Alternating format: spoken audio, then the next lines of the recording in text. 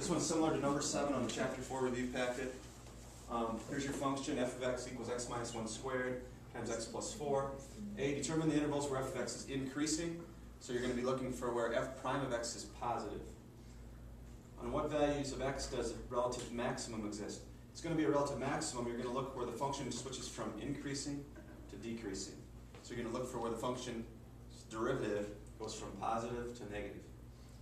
Part C, at what values of x does a relative minimum exist? So you're going to look for where the function f of x goes from decreasing to increasing, or where f prime of x switches from negative to positive. Okay, so we're going to start with the derivative. We're going to use the product rule because there's multiplication here. F prime of x. Now another option would be to FOIL this out. Take x minus x times x minus x. Take that answer times x plus 4, then do the derivative. But I'm going to go ahead and just do it as it is. So I'm going to use the product rule. I'm going to think of this as my u, and this is my v. I'm going to u times v prime plus v times u prime. So u would be x minus 1 quantity squared. V prime, what would be the derivative of x plus 4? 1. Plus v, which is x plus 4, times the derivative of u prime. So I want to find the derivative of x minus 1 squared. So multiply by 2 out front. Take this down to the first power. Then I copy down my x minus 1. Then I multiply by the derivative of x minus 1, which would just be 1. We're doing the derivative with respect to x, so it would be dx over dx, which would be 1. We don't really need that first power there. Okay, at this point, you can do some factoring. Now you could, again, FOIL this out. Take x minus 1 times x minus 1, x plus 4 times x minus 1, take that all times 2. You could multiply it all out, but I'm going to do it a different way. I'm going to think of it this way. I'm going to think of this as 2 terms. And I'm going to look at those 2 rectangles and think, what do they have in common? What do they have in common that I could factor out to the side? X minus 1. Right, x minus 1, correct. So factor out an x minus 1. If I take an x minus 1 out of here, what's going to be left? X minus 1. Still be an x minus 1. Plus, if I take the x minus 1 out of here and distribute the 2 through, what would I get? 2x plus 8.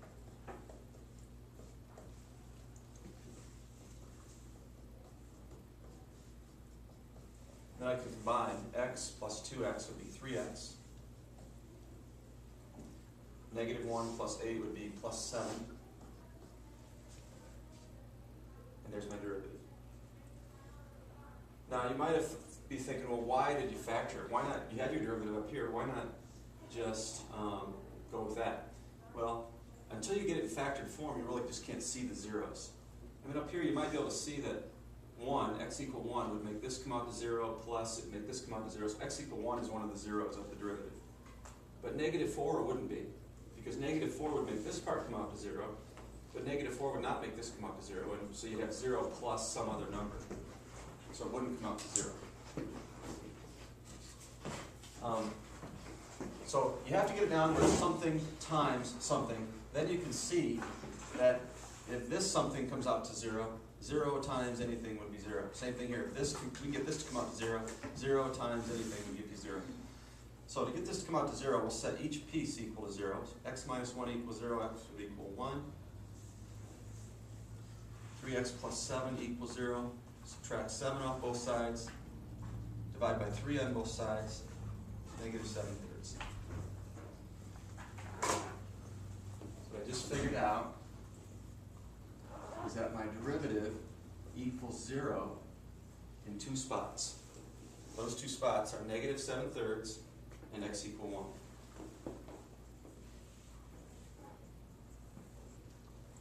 I'm making a number line chart to help me analyze this.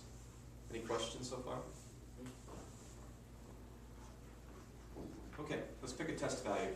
Pick something smaller than negative 7/3, maybe like negative 10. Plug it into your derivative. Negative 10 minus 1, that would be a negative. Plug a negative in here, you get negative 30 plus 7, that would be a negative. A negative times a negative is a positive, that's right. Pick your number between 7/3 and 1, like maybe x equals 0. Plug it in here, you get negative 1. You plug it in here, you get 7. So you get a negative times a positive, which would be a negative. Pick a number bigger than 1, like 10. Put 10 in here, 10 minus 1 is positive. Put 10 in here, you get a positive. So positive times a positive, positive. So this number line chart is going to help us answer all of our questions. Determine the intervals where f of x is increasing. So where's the first interval where f of x would be increasing? Negative infinity to negative 7/3, right? Because it has positive first derivative. That means the original function f of x is increasing. So negative infinity to negative 7/3. We would say at negative 7/3 it's both increasing and decreasing. Even though the derivative isn't positive or negative, it's switching at that point. But let me just kind of sketch the graph of f of x. Here's a sketch of f of x.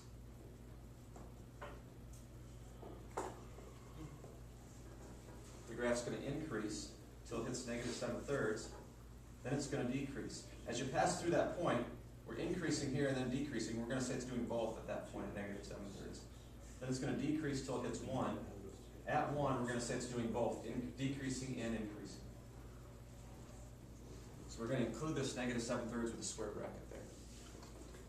Union symbol. And then also from 1 to infinity. Again, include 1. Part B, at what values of x does a relative maximum exist? Where's the relative max exist? Negative 7/3. X equal negative 7/3. We don't actually know what the max is. We just know that it occurs at x equal negative 7/3. If you were asked to justify why you know that, you would say because f prime switches from positive to negative. From positive to negative. Part C. At what values of x does a relative minimum exist? So that would be x equal what? 1. Right there. And the reasoning behind that, if you had to justify it, would be because f prime of x changes from negative to positive, decreasing to increasing. Any questions about that? All right, why don't you go ahead and try number 7 if you haven't already tried it now.